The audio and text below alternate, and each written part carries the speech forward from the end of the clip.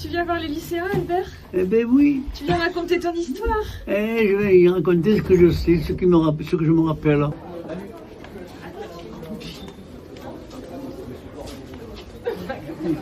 Albert vient pour parler à mes élèves de spécialité à GGSP en terminale, pour tout simplement leur raconter ce qu'il a vécu pendant la guerre et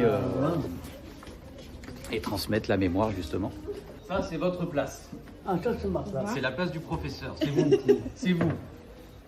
Aujourd'hui. Tous mes remerciements. Donc aujourd'hui, on a la chance d'accueillir Monsieur Corrieri. Bonjour. Hein, ils sont vraiment très très heureux et ils attendaient ça avec impatience. C'est vice-versa, hein, moi aussi pareil, également. Et donc je le redis, mais vous avez beaucoup de chance parce que c'est peut-être l'un des derniers à avoir fait le STO à être encore en vie en France. Est-ce que vous avez déjà essayé ou pensé à vous enfuir? On a souvent pensé à s'enfuir.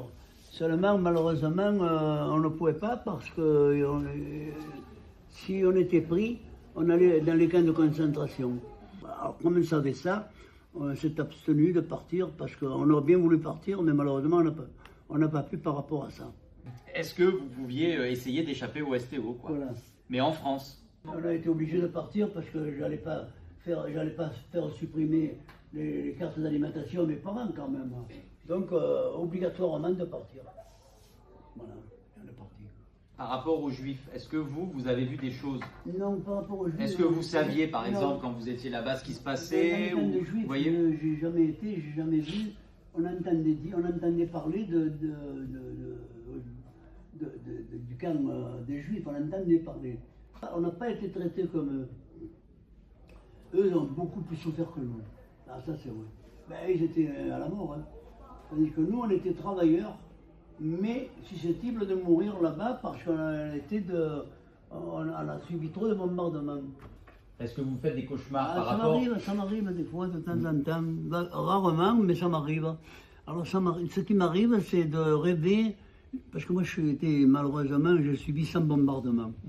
J'ai subi une centaine de bombardements, et ça m'a un peu traumatisé. Les premiers temps, quand j'étais de retour, de l'Allemagne, j'avais les bombardements en tête tout le temps. Oui. Donc quand je rêvais, je disais à mes parents, descendez à la cave, descendez aux abris. Alors ils ne voulaient pas venir, moi j'étais là, dans mon rêve, c'est passager ça, mais enfin, j'ai rêvé. Comment c'était ces 2 heures avec les lycéens? Ah, ça a été une merveille. Je n'y attendais pas, je ne voyais pas comme ça.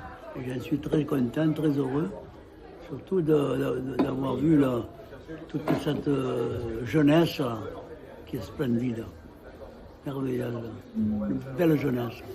C'est assez émouvant quand même, parce que quand on apprend qu'il a quand même subi 100 bombardements et qu'il est toujours en vie, je pense que c'est lourd.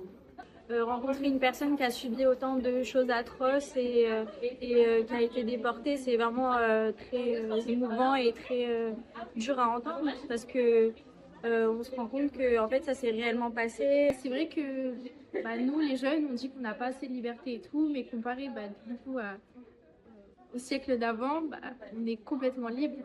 Qu'est-ce que tu penses d'Albert globalement? C'est une personne très incroyable. Il est toujours drôle, il essaie de faire sourire et tout, malgré tout ce qu'il a vécu. Donc c'est vrai que on peut toujours s'en sortir en fait. C'est très intéressant et voilà. C'est inspirant? Très inspirant. Au revoir monsieur, ce fut un plaisir. À bientôt, on espère. Merci. Je vous serre la main. Voilà. À Merci. bientôt.